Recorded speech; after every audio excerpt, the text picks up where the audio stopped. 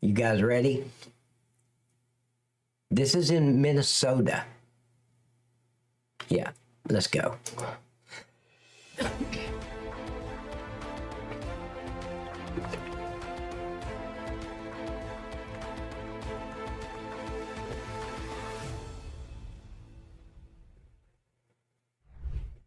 14 decomposing bodies have been discovered in a secret basement directly beneath a federal courthouse.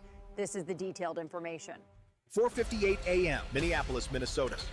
A secret tunnel beneath the federal courthouse. 14 decomposing bodies. CJNG shipments moving underground. A judge's signature. A governor's approval. At 4:58 a.m. on January 15th, 2026, the icy silence of Minnesota shattered. FBI and DEA agents stormed the federal courthouse, an institution meant to symbolize justice, not corruption. The steel battering ram struck the south entrance, echoing through marble hallways as teams moved toward the restricted lower levels.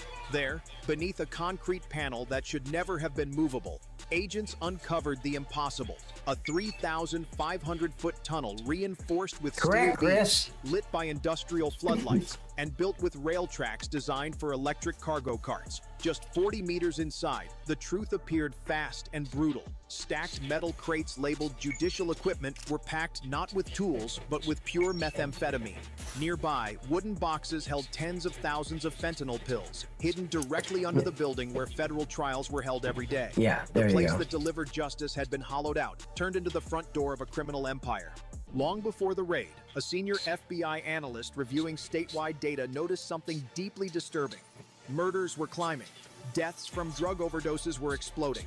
Hospitals were reporting dozens of critically ill patients admitted during night shifts due to drug poisoning. Yet, at the same time, street-level crime had fallen by nearly 38%. The numbers did not add up. The strangest phenomenon came from youth shelters and orphanages. Children were being placed for adoption and then vanishing from all state databases. No new school enrollments, no medical checkups, no transfers. They were simply gone. As investigators dug deeper into the anomalies, two names kept reappearing at the center of every suspicious record. The first was federal judge Abdirazak Noor, a respected Somali-American jurist. I don't think he's respected. Take your fucking ass back to your Muslim country. With nearly 2 decades on the bench, known for his calm demeanor and flawless public persona, he signed hundreds of search warrants each year. On paper, he was a guardian of due process. In reality, his signatures created a legal shield that allowed a criminal network to move freely and invisibly across the state. The second was Lena Hartwell, the governor's celebrated policy advisor.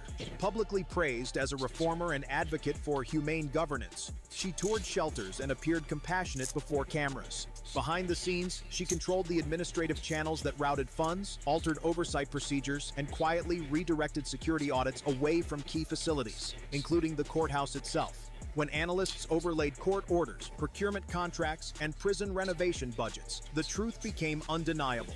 Noor and Hartwell sat at the crossroads of every unexplained flow of money.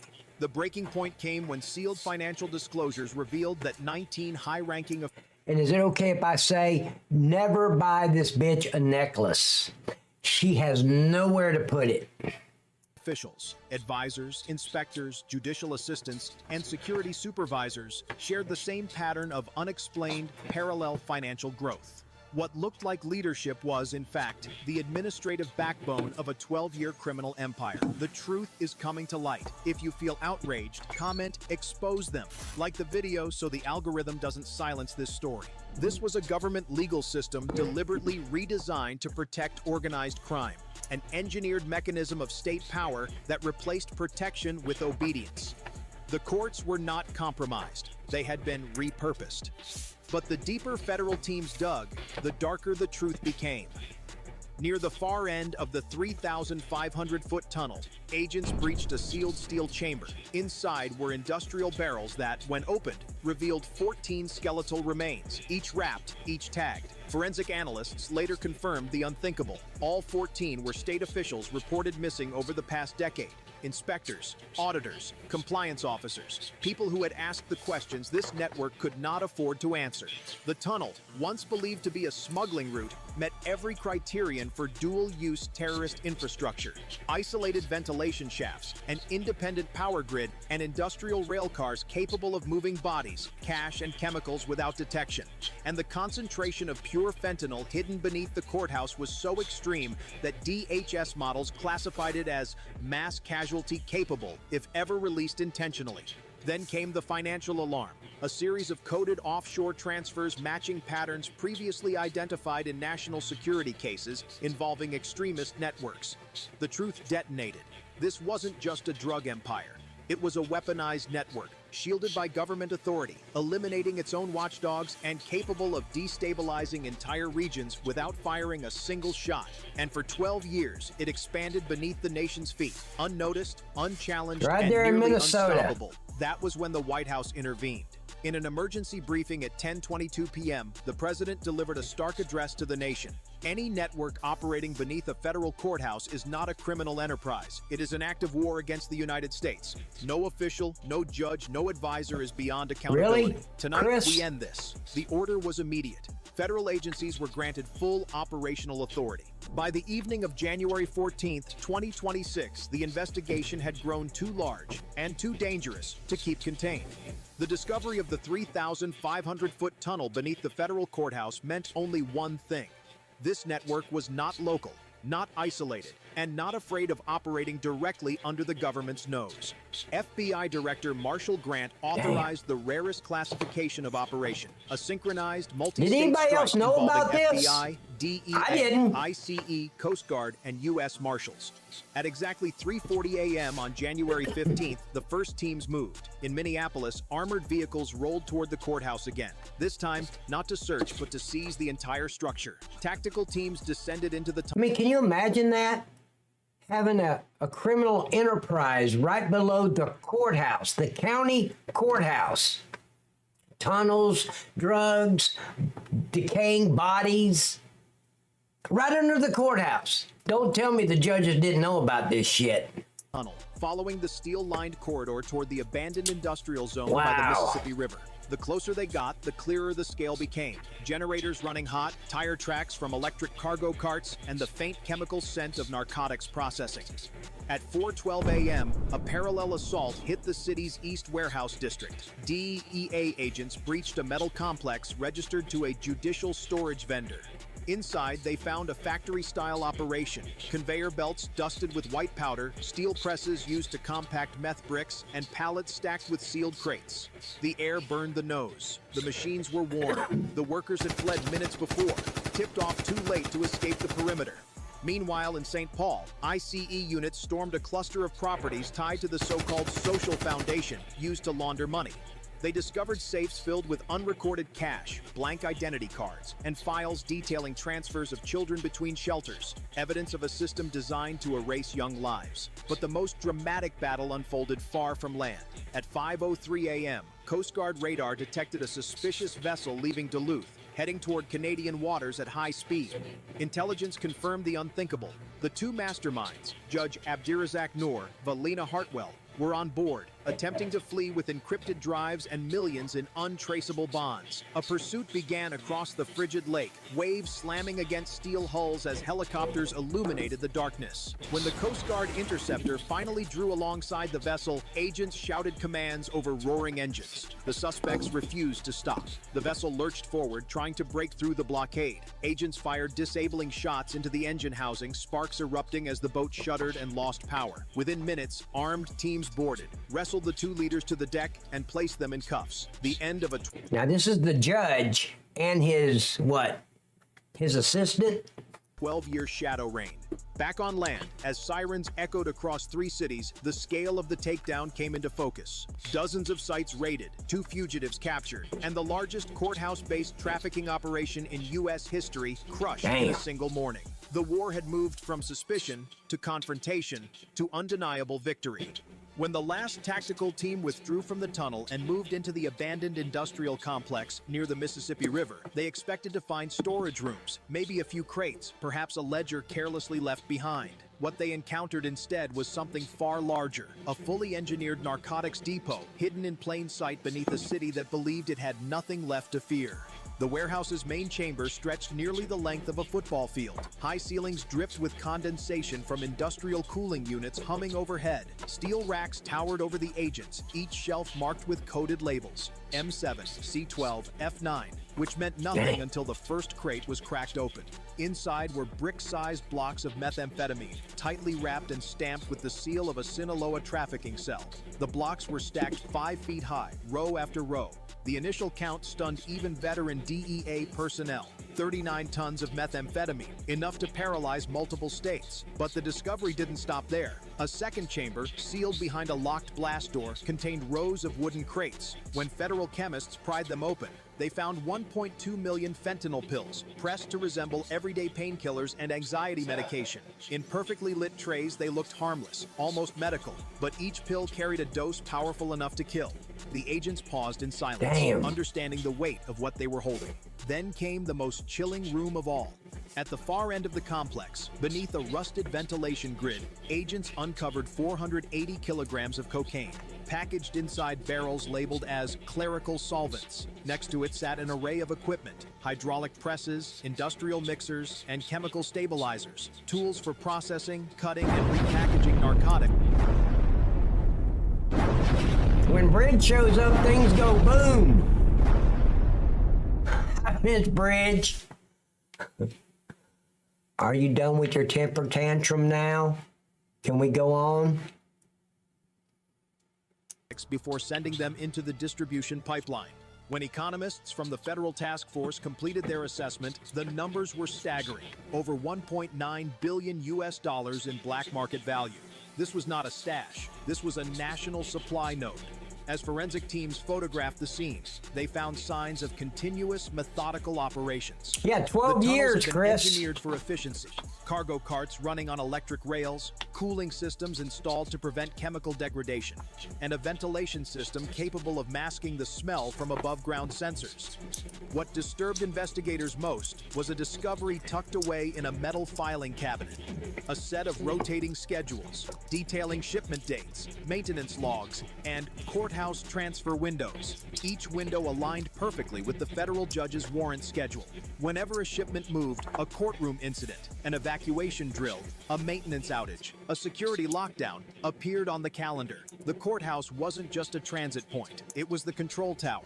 Further evidence showed that the drugs didn't simply arrive and leave. They were sorted, categorized, and moved into waiting rental trucks disguised as maintenance vehicles. This was able to go Some up, shipments were routed south toward Chicago. Others went north, crossing into Canada. Many stayed within Minnesota, slipping quietly into neighborhoods already fractured by addiction. Right under the For 12 courthouse. years, this system operated undetected, not because it was invisible, but because every layer of oversight had been compromised by officials who were supposed to protect the public.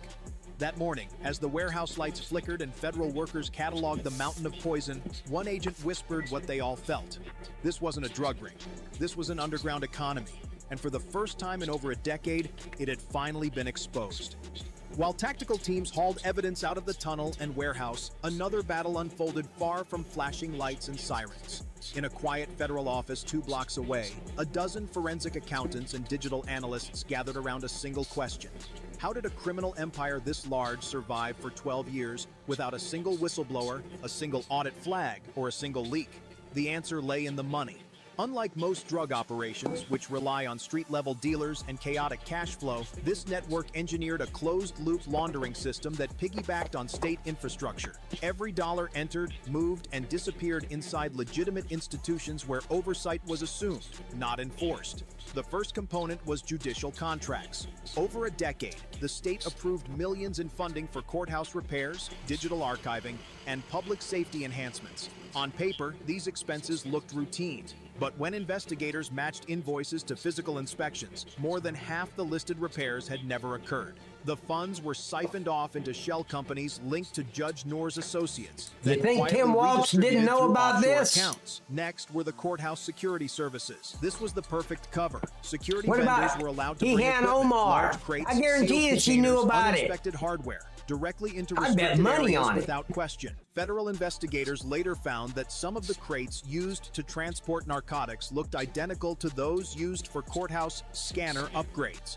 Over 12 years, more than $84 million in security-related expenditures had no verifiable recipient. The third pillar of the loop was tied to prison renovation grants. Lena Hartwell, the governor's advisor, oversaw rehabilitation-focused modernization. Her proposals were applauded statewide, but the budget trails told another story.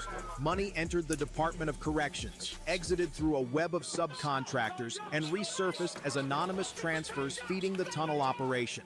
Entire wings of prisons remained untouched, despite receiving millions for upgrades. Then came the most deceptive layer, real estate held by social foundations. These properties, apartment blocks, abandoned warehouses, community centers, were registered under nonprofit programs designed to serve vulnerable youth. In truth, they formed the logistical backbone of the trafficking pipeline. Some buildings stored precursor chemicals. Others served as temporary holding sites for cash before it was moved through the courthouse tunnel system. When agents cross-referenced property deeds with missing children reports, a darker pattern emerged. Some of these foundation-owned properties were the last recorded locations of children who were later erased from state databases. Erased. These They're findings were gone. immediately classified at the highest level.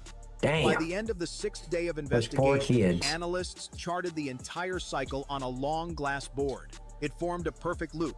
Drug revenue to social foundations, to judicial contracts, to security vendors, to prison projects, to offshore accounts, to cash shipments, to courthouse tunnel, to drug imports, to back to drug revenue. No outside dealers, no street money, no public exposure. The system fed itself, a 12-year perpetual engine of corruption. One federal auditor, a woman with 27 years of service, stared at the chart in disbelief and whispered, "This wasn't laundering, this was governance." And for the first time, the machinery had finally Governance. stopped. As federal teams dismantled the physical structure of the network, its tunnel, warehouses, and financial shell, the deepest wound revealed itself not in steel, drugs, or money, but in the absence of human lives, the missing children.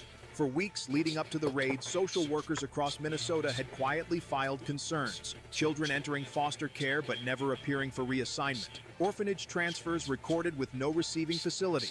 Medical checkups scheduled but never completed. At first, each case looked like a clerical error, but when investigators laid the records side by side, the picture sharpened into something chilling. Dozens of children, then hundreds, were simply gone. The breakthrough came from a dusty filing cabinet seized during the ICE raids on properties owned by the so-called social foundations. Inside were handwritten intake logs with names that did not appear in any digital system. Ages ranged from toddlers to teenagers. Some had temporary guardianship orders. Others were listed only by first name and approximate birth year. Every one of them had an exit date, but no destination. Tracking those exit dates led agents to several foundation-owned buildings, abandoned duplexes, closed community centers, and one shuttered youth shelter near the river. These structures contained traces of bedding, children's clothing, ration boxes, and in one basement, faint chalk drawings on a wall. It was clear these sites had been used to hold children temporarily before moving them elsewhere. But the most damning evidence surfaced during the forensic sweep of the tunnel system. Near the midpoint of the 3,500-foot passageway, behind a false electrical panel, agents found a secured room with 2 metal benches, blankets, and stacked water bottles. It wasn't designed for long-term stays, just brief, hidden transfers. On the floor lay a small shoe, size 3. By cross-referencing medical clinic logs, school withdrawals, and partial social service records, investigators identified over 240 children whose trails ended at properties tied to the network. Many had been 240. funneled through orphanages or shelters that Judge Noor and Lena Hartwell privately influenced through state grants and community initiatives. Some had last been seen entering state vehicles assigned to social service subcontractors. Vehicles now confirmed to be part of the trafficking pipeline. The discovery ignited a massive search effort across Minnesota, Wisconsin, and North Dakota. Over the next 72 hours, coordinated raids on shelters, camps, and safe houses uncovered more than 180 children, many malnourished, frightened, and unable to explain where they had been taken. Several spoke of being moved at night, told to stay quiet, and handed from one adult to another. None understood why. Their rescue brought relief, but no comfort. Families arrived in waves, some reunited in tears, others leaving with empty hands. Federal agents and trauma counselors worked side by side, documenting every detail, every name, every scar. As investigators pieced together the testimonies, a stark truth became impossible to ignore. The network had not been trafficking only drugs and money. It had been trafficking vulnerabilities, children without advocates, families without power, lives without visibility. When the final reports were drafted, an analyst summarized the tragedy in a single line. They built an empire on the belief that no one would look for the ones who had no voice. For the first time in 12 years, those voices were finally heard. When the final reports were filed and the last evidence crates were sealed, the true weight of this case began to settle over the country, not as a story of tunnels, raids, or hidden operations, but as a reminder of what can happen when trust is taken for granted. For 12 years, a network grew in silence, protected not by shadows, but by the assumption that the people in charge were always doing what was right. And that assumption, more than any tunnel or warehouse, became the perfect cover. Yet this investigation revealed something far more important than the crimes themselves. It showed that systems only stay healthy when people stay attentive. Justice is not automatic. Safety is not guaranteed. Even the strongest institutions can drift off course when oversight fades and accountability becomes optional. What collapsed beneath that courthouse was not just concrete. It was the illusion that corruption always looks obvious. But the story does not end in fear. It ends in clarity, because what happened next proved the strength of a community that refuses to ignore the signs. Social workers who raised quiet concerns, analysts who questioned strange numbers, agents who followed the truth even when it led into danger. Each played a part in restoring what had been lost. Their persistence is a reminder that vigilance is not the job of a select few. It is a shared responsibility that protects everyone. And the rescue of the children, the most vulnerable of all, stands as the clearest symbol of why this work matters. Every life brought home is a reaffirmation that compassion and attention still outweigh silence and neglect. In the end, this case is not a warning about darkness, but a testament to what happens when where's her good people channel? choose What to does look that mean, closer. therapy? If this investigation moved you, let your voice be part of the change. Tap like, share. What does that mean? Where's her channel? I don't know, you're gonna have to ask Miss Bridge that. Miss Bridge, where's your channel? Did anybody else know about this? I had no idea. Because the mainstream media is not covering it. Have you heard anything on the mainstream media that 14 bodies were found decomposing under the federal courthouse in Minnesota, in St. Paul? Did anybody, have you heard any of this on the mainstream? Fuck no, you haven't. It's like when a black person kills a white person. You don't hear about it, but let a white person kill a black person. Oh my God, the city's burning. So yeah, it doesn't fit their narrative. Twisted's Twitch, Pat. Twisted's Twitch, Pat.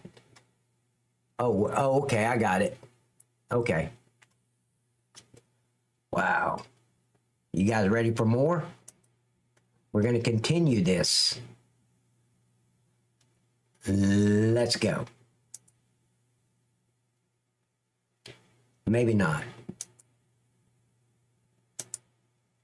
You asked There we go. about a shooting that we just had in Minneapolis, Minnesota. It was an act of domestic terrorism.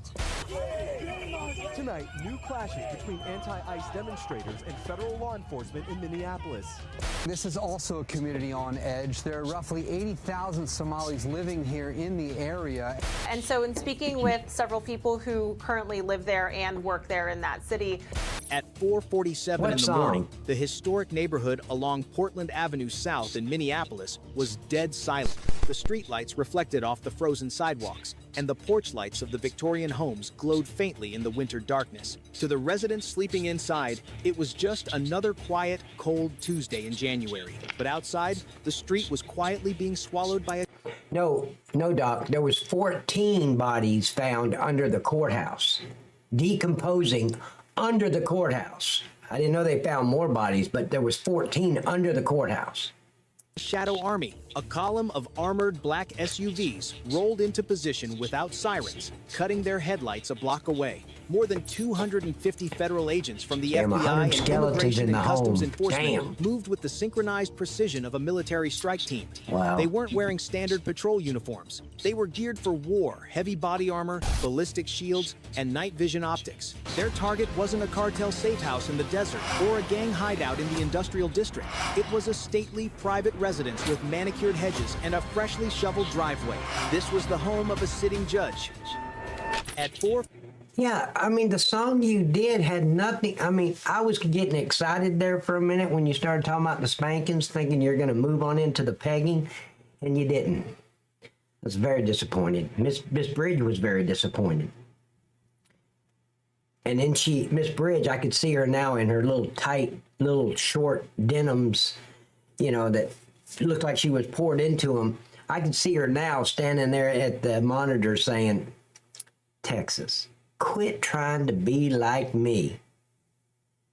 I can hear it. It echoes. Do you hear it? Shh, shh. You hear it? Miss Bridge with cocking her left butt cheek like, stop trying to be like me.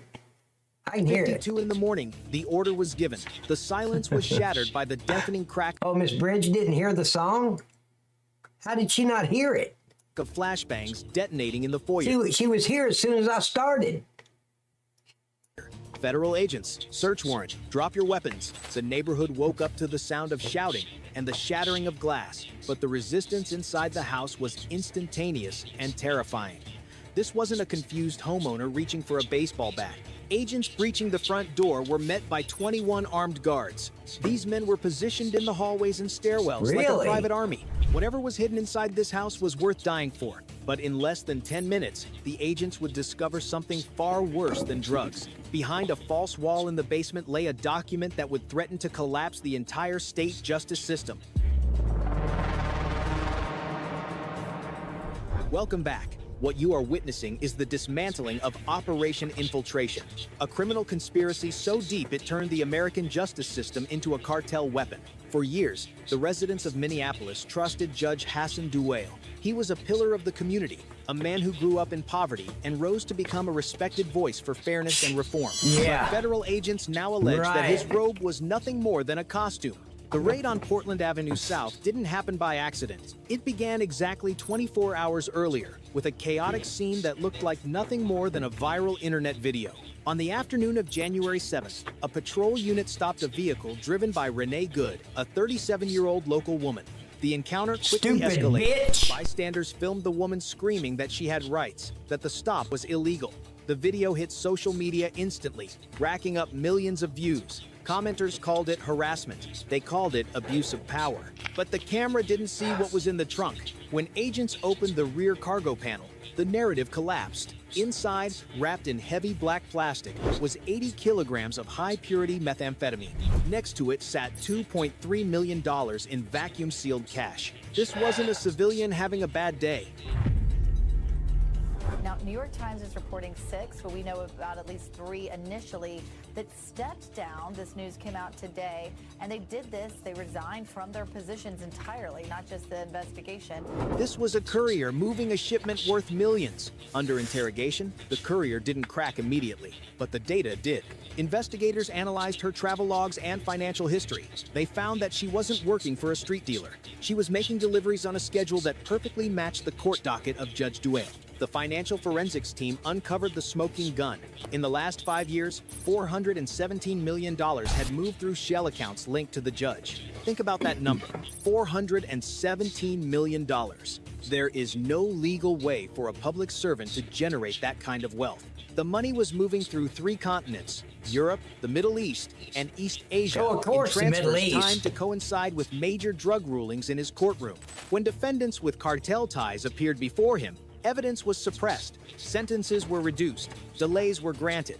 The judge wasn't just impartial, he was on the payroll. Federal command realized they were dealing with a super facilitator, a man who used his legal authority to guarantee the safety of narcotics shipments. But they still had one major problem. They knew the judge was the head of the snake, but they didn't know where the venom was stored. A house in a residential neighborhood shouldn't be able to process tons of product. That is when the tactical team deployed their secret weapon. 3 hours before the raid, the FBI launched high-altitude thermal imaging drones over the judge's property. They were looking for heat leaks from the house. What they found was an anomaly that made no sense. They've seen a lot of this, a lot of the confrontation, but they do say that it's isolated to certain parts of the city, specifically. The ground behind the detached garage was glowing hot on the infrared spectrum. There was massive airflow venting from beneath the frozen soil. It wasn't a sewer line. It was a ventilation system for something massive buried underground. The drone intelligence had been accurate. The heat signature behind the garage wasn't a glitch. It was a target. But before the federal teams could breach the earth, they had to survive the house. The firefight inside the residence on Portland Avenue South was brief, chaotic, and terrifyingly precise. As the tactical units pushed through the front door, they were met by a wall of resistance. The 21 guards inside were not local street enforcers. They moved with military discipline, taking cover behind marble pillars and firing down the narrow corridors to create kill zones. Bullets shredded the drywall and shattered the chandeliers. The air filled with the acrid smell of propellant and pulverized plaster. But the federal response was overwhelming. Using flashbangs to disorient the defenders and ballistic shields to close the distance, the agents advanced room by room. They didn't shoot to kill, they shot to neutralize. The lead tactical officer later reported that the goal was to take prisoners, not bodies. They needed these men to talk. One by one, the guards were forced to the ground and zip-tied. Within 10 minutes, the shooting stopped. The house was secure. But the silence that followed was even more disturbing than the noise. Agents began to sweep the property, and the scale of the operation became undeniable. This wasn't a home. It was a logistics hub disguised as a mansion. In a guest bedroom, behind a false wall, they found 900 kilograms of narcotics, stacked like bricks of gold.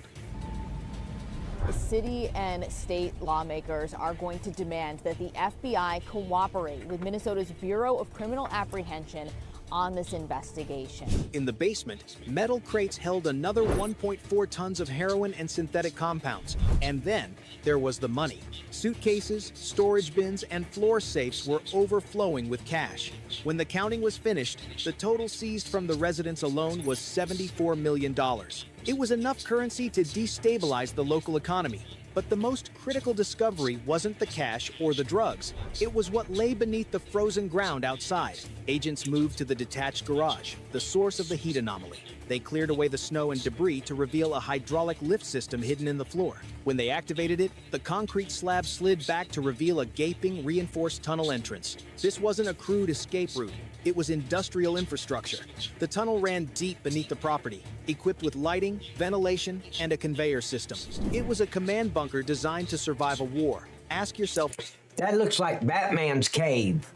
Just saying. If a sitting judge can build a fortress like this in the middle of an American city without anyone noticing, how deep does the corruption really go? Hit the like button if you demand transparency from every public official. While the physical evidence was being cataloged, the Cyber Warfare Division was fighting a different battle upstairs. 5 encrypted computers had been seized from the judge's private study.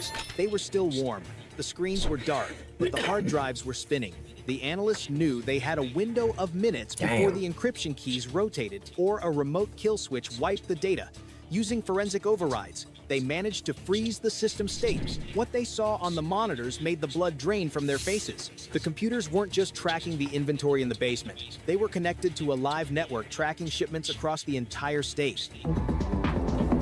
Take a look at this video. This was from the early stages of the investigation on Wednesday, just as the scene was getting processed.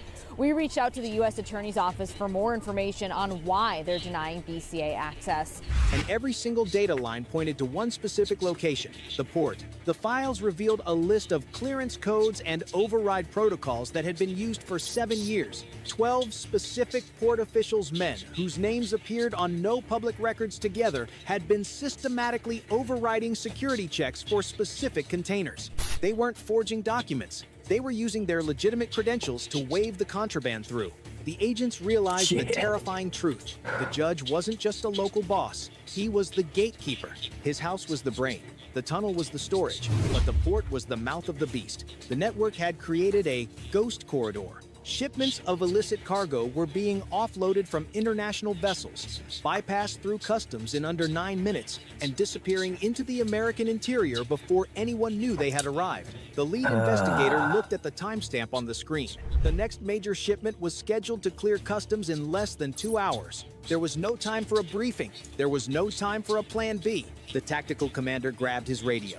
He didn't order a retreat. He ordered a redeployment. The sun was just starting to rise over the harbor as 200 agents sprinted back to their vehicles. The raid on the house was over. The battle for the port was about to begin. At 6:22 in the morning, the port complex was just waking up. Massive cranes were idling, and the fog was lifting off the water. Anybody else know about any of this? I mean, not like you knew about it. Obviously, you didn't. The FBI didn't even know about it. But has anybody heard of this from the mainstream media or any news outlet? Is present there to conduct ICE operations to round up illegal aliens within the state and within the country. And in this particular case, they were there conducting such operations. To the dock workers arriving for their shift, it looked like another gray industrial morning. But the convoy of black SUVs speeding toward Gate 4 was about to change everything. The federal teams didn't wait for permission to enter. They smashed through the security barriers, tires screeching on the wet asphalt. The element of surprise was their only advantage. If the cartel crew at the docks realized the judge had been taken, the evidence would disappear into the ocean within minutes. Agents split into 3 waves. Team Alpha secured the customs office. Team Bravo swept the bonded warehouses. Team Charlie raced toward the waterline, targeting Warehouse C, the specific location flagged by the judge's encrypted files. Resistance was immediate. Armed guards emerged from the shadows of the shipping containers, firing wildly at the advancing agents. The sound of gunfire echoed off the steel hulls of the docked ships, but without the element of surprise, the defenders were quickly overwhelmed. Federal marksmen neutralized the threat, forcing a surrender in under 7 minutes. When the agents cut the locks on Warehouse C, the scale of the operation finally hit them. It was designated as a cold storage unit for frozen produce. But behind the pallets of lettuce and seafood, they found the stockpile. Stacked 3 levels high were sealed crates of narcotics, packaged for inland transport. 1.1 tons of heroin, 800 kilograms of fentanyl, drums of synthetic compounds measured in industrial quantities. This wasn't a shipment. It was a distribution center for the entire Midwest. While the tactical teams secured the drugs, the financial investigators raided the administrative offices overlooking the docks. A lot of agents in the metro today, and Operation Metro Surge had some people cheering their efforts. Other people, though, like Governor Tim Walz, were angry that it was happening. Okay, Miss Bridge. They were looking for the dirty dozen, the 12 officials identified in the judge's ledger. They found them, or rather, they found their price. Binders seized from the office safe contained the clearance histories. Every single illicit shipment had been signed off by the same small group of signatories. The bank records confirmed the betrayal. Each official had received monthly transfers ranging from $280,000 to $1.4 million. The money was routed through the same shell companies that paid the judge. They hadn't just looked the other way. They had sold the keys to the gate. As the morning wore on, a final desperate attempt was made to save the cargo. A tugboat near the edge of the marina powered up prematurely, casting its lines in a frantic bid to flee. Federal interceptor boats swarmed it within minutes. On board, agents found another 420 kilograms of high-value narcotics strapped to pallets, ready to be dumped at sea. By noon, the operation was effectively over. The port was locked down. The judge was in handcuffs. The network was dark. The final accounting of what was seized that day is staggering. Between the judge's fortress and the port warehouse, federal Miss Bridge, Texas is just trying to be like you with the song. I'm just saying. Of course, he left some of the most important parts out. You know, the spanking. No, I think he mentioned the spanking, like not like you did it, just real quick, right? Like it's a joke or something. Miss Bridge, have a talk with him. Teach him how to do it right.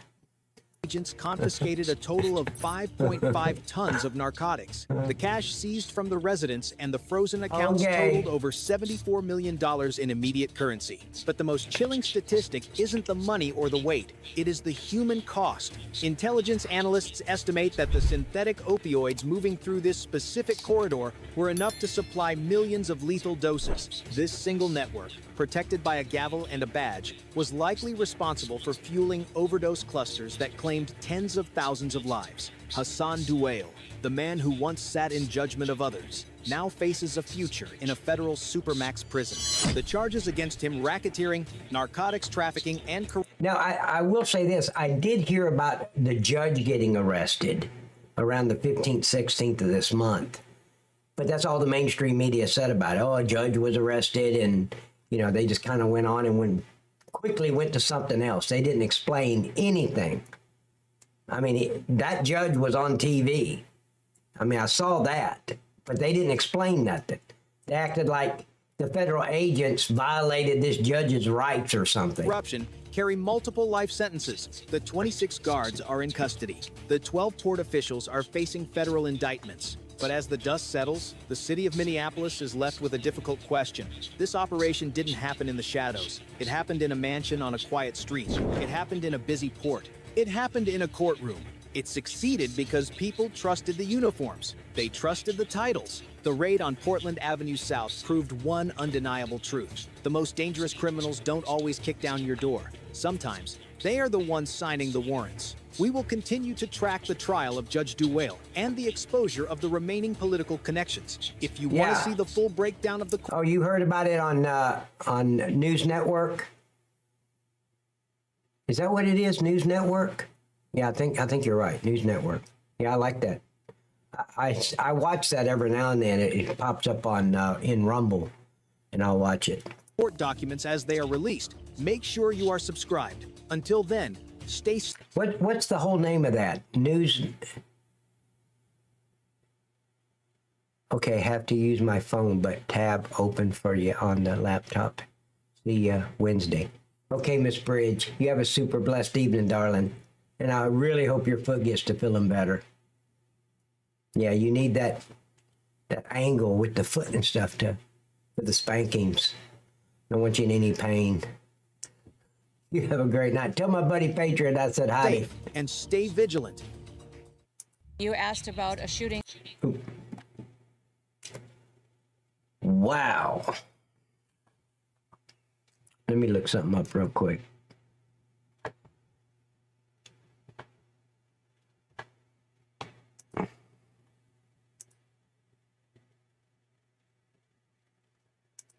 Okay. Night all. Will do. Thank you, darling. All right, let's continue. Let's From go. a U-Haul full of Molotov cocktails in Washington County, Arkansas. Get in!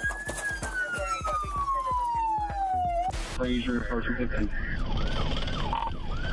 Stand by, dispatch. Fill out. Look at those fucking illegals. The streets You of Texas pieces of look less shit. like a highway system tonight and more like a scene from Grand Theft Auto. We are watching a silver pickup truck literally drifting through a motel parking lot, tires smoking, as a Texas state trooper slams into his rear bumper. This isn't a movie. This is the new daily reality of the Texas blockade. The footage coming out of Operation Lone Star is absolute chaos. We have smugglers hitting speeds of 150 miles per hour. We have vehicles vaulting off embankments, and we have what looks like a literal demolition derby as troopers execute pit maneuvers on anyone who refuses to stop. The message from the governor is clear. If you run, we will wreck you. And the people behind the wheel aren't who you think they are. The media tells you these are just desperate fathers looking for work. But when the smoke clears and the troopers drag the driver out of the wreckage, we aren't finding fathers. We are finding 15-year-old cartel soldiers. Abbott don't play. I like Abbott. Take a look at this guy in the silver truck. He thinks he is a professional stunt driver. He enters a motel parking lot at 40 miles an hour. drifting sideways to avoid the police cruiser. He thinks he can outdrive the deportation army, but he is wrong.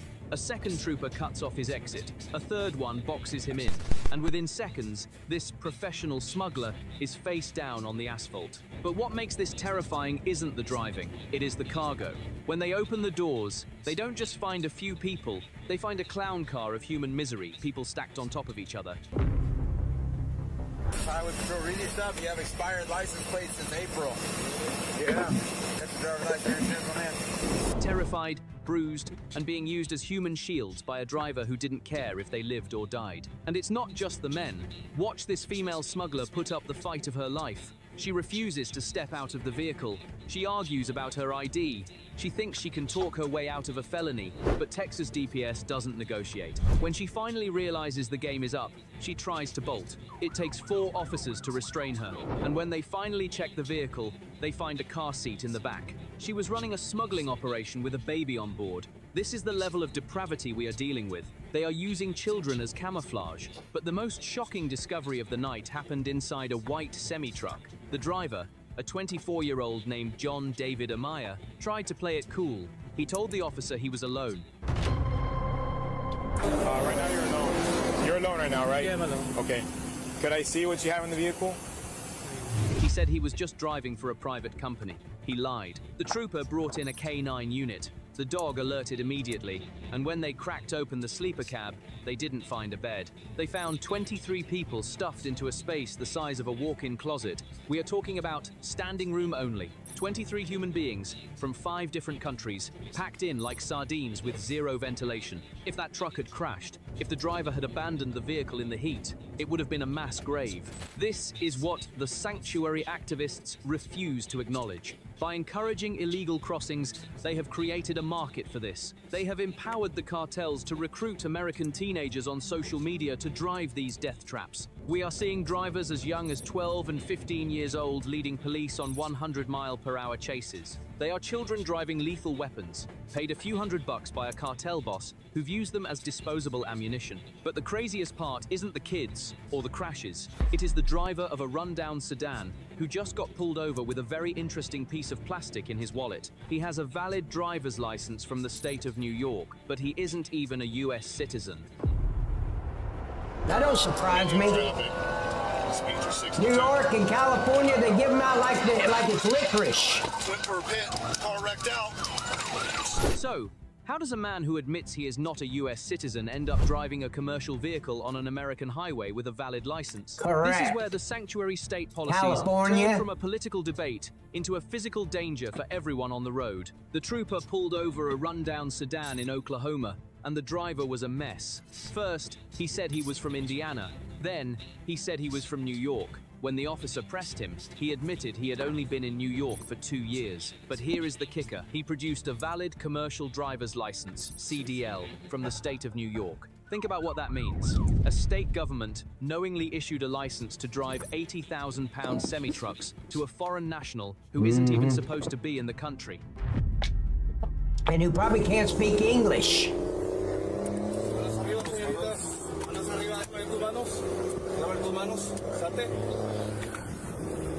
And now, he is driving down the interstate with the wheels literally falling off his vehicle, sending tires bouncing into oncoming traffic. This isn't just immigration fraud, it is a public safety hazard sanctioned by the government itself. If you are tired of watching your safety be compromised by politicians who prioritize criminals over citizens, make sure to subscribe to the channel right now. But while some are crashing, how is that going to help?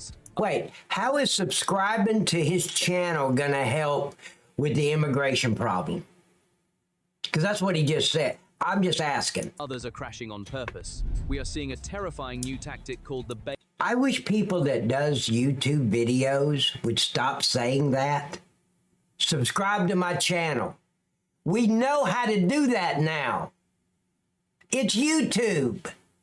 If I want to subscribe to a channel, I know exactly how to do it. You don't need to tell me. God damn, every video. Subscribe, subscribe, subscribe. Fuck. Bailout. Watch this white pickup truck tear off the highway and into the brush. The driver knows he can't outrun the helicopter, so he decides to sacrifice the vehicle. He slams on the brakes, and suddenly, the doors fly open. 1, 2, 3, 8 people jump out of the moving vehicle and scatter into the woods. And look at what they are wearing. Fire! These aren't Shoot just 'em! street clothes. They are wearing camouflage, sneaking They can't do suits. that. They are dressed to blend into I the wish they Texas could. scrubland. Well, they This is should a be able to. They're paramilitary illegal. operation. They have guides, They're invading they have our country. uniforms, and they have a plan. The driver stays behind, hands in the air, acting like he surrendered. He is the decoy. He is willing to take the felony charge. Correct. Following a request for help from There's Texas Abbott. Governor Greg Abbott, states including Nebraska, Idaho, Iowa, and Florida all committed extra manpower and resources to help stem the surge of illegal border crossings here in Texas. So that the 8 high-value clients can disappear into the interior of the United States. And who are those clients? We don't know. They could be innocent people looking for work, or they could be cartel members, terrorists, Correct. or violent fugitives. Because Yeah, the I would driver say let they're them go, terrorists. we will never know who just walked into your neighborhood. But the most dangerous smugglers aren't the ones who bail out. They are the ones who refuse to stop at all. Take a look at this Cadillac Escalade. This driver decides that the laws of physics don't apply to him. He isn't just speeding, he is driving directly into oncoming traffic. He crosses the double yellow line repeatedly, forcing Where? innocent families in minivans to swerve into the ditch to avoid a head-on collision. He is playing chicken with the entire world. He is willing to kill you. I mean, are you absolutely, there's no reason you should be searching the vehicle? I mean, I'm asking your consent, but if you're gonna deny it, then that's fine. But I'm gonna stand by here just for some other units to get here, and I'm gonna run a dog around the vehicle. Your spouse, and your children just to avoid getting caught with his cargo. This is the reality that the open borders crowd ignores. Every time a smuggler runs, the highway becomes a war zone. And when the troopers finally pin him against a guardrail, destroying the $50,000 luxury SUV, the driver acts shocked. He claims he was just giving a ride to a friend, but the lies fall apart several instantly. friends. In another stop, a driver tells the officer he doesn't know the girl in his trunk. Then, 5 seconds later, he says, "Oh, actually I do know her. She's just a friend from San Antonio." It is a pathetic attempt to cover up a felony. He claims she just got in the car. Oh, I know without her him now. knowing, as if a human being accidentally fell into his locked trunk at a gas station. These smugglers think you are stupid. They think the police are stupid, and they are used to a justice system that lets them get away with it. But Texas DPS isn't buying it. They are opening every trunk, checking every back seat, and finding people stacked like firewood.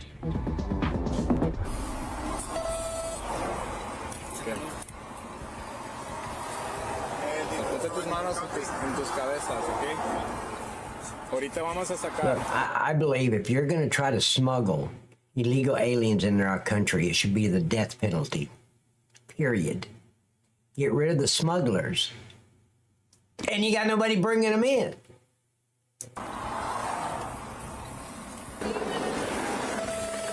In one sedan, officers pulled 5 grown men out of a space designed for 2. In another, they found construction workers who couldn't name a single construction company they worked for. It is a disguise. The vests, the hard hats, the fake company logos on the side of the truck. It is all theater designed to blend in with the morning commute. But there is one piece of technology that sees right through the costumes, and it is hovering 500 feet above their heads. The most terrifying thing about these smugglers isn't what they do when they are caught. It is what they do when they think they have escaped. Remember the white pickup truck that slammed on its brakes and unloaded 8 men into the brush? The driver thought he was being clever. He thought if he surrendered, the cargo would vanish into the Texas landscape. But he forgot one thing.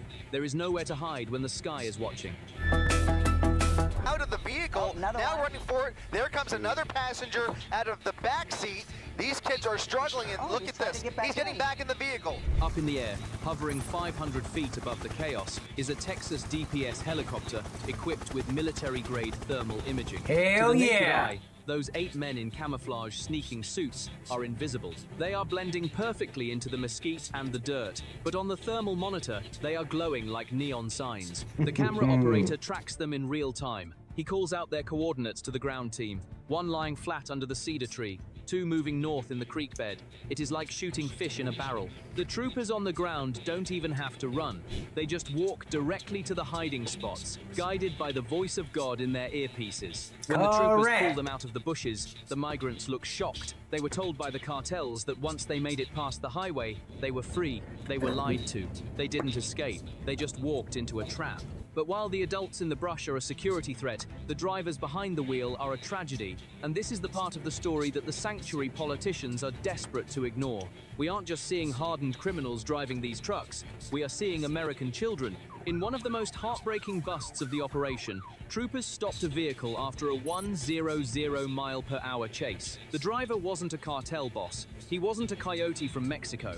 He was a 15-year-old boy from Austin, Texas. Think about that. A kid who isn't even old enough to legally drive a car to high school is driving a load of human cargo for a transnational criminal organization. And he isn't the only one. Texas DPS is reporting a massive surge in child smugglers. Yeah, me too, Flying J. Why is this happening? It is happening because I didn't know this. cartels I are thought this smart. was a person. They know that if they get caught, they go to federal prison. But if a 15-year-old American kid gets caught, he goes to juvenile detention. He gets a slap on the wrist. Yeah. Oh, look. Hey, wait, hey, Up. hey, right there, Can I bring you anything else?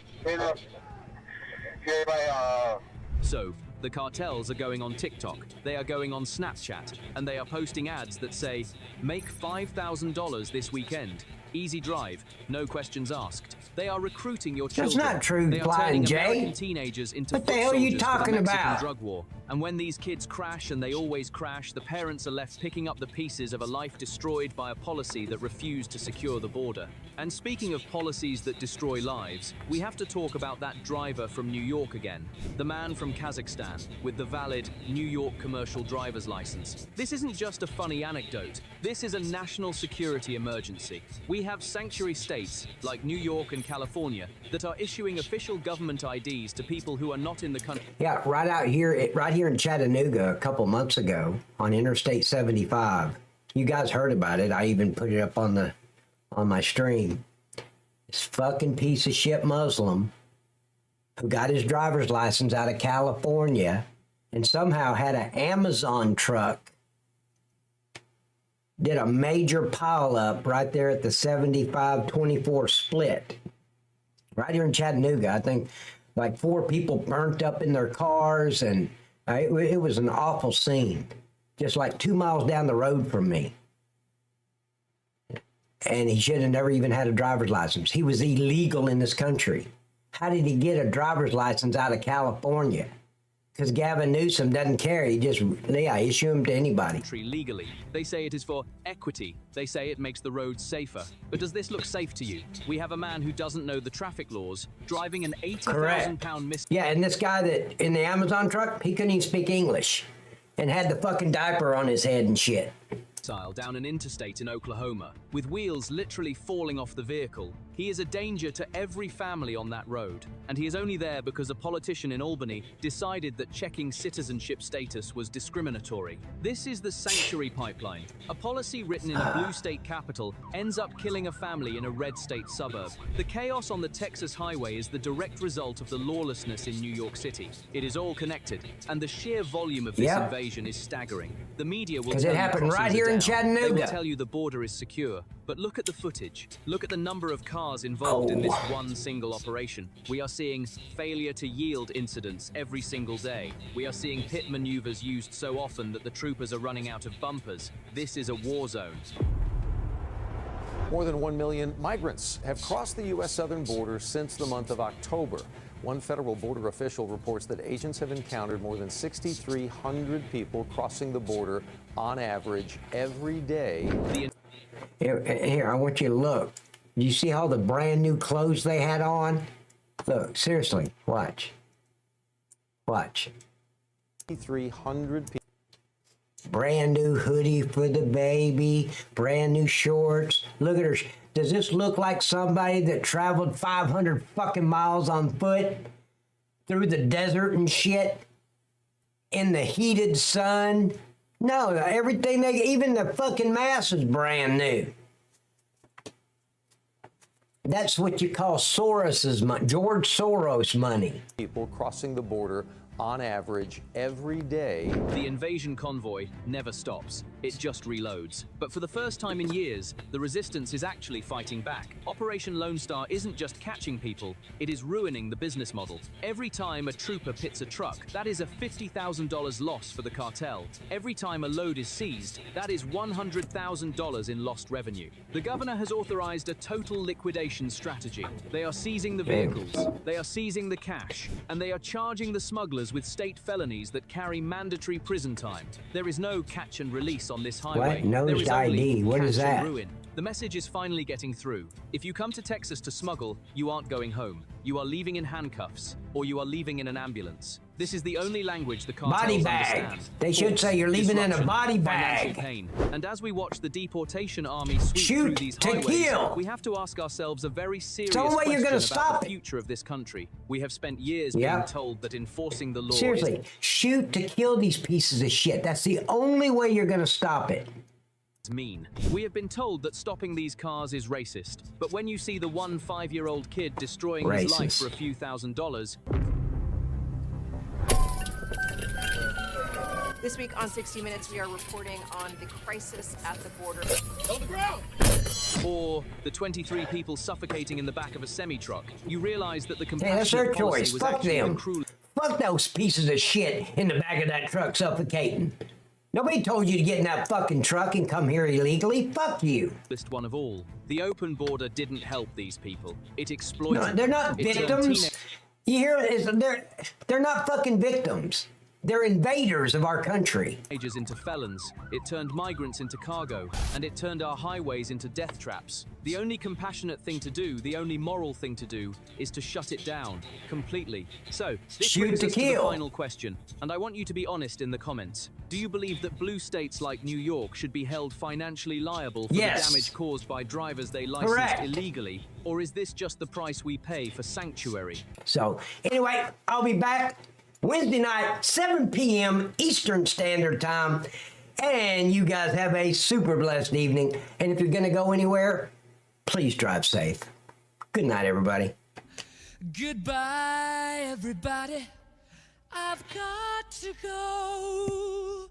Gotta leave you all behind and face the truth.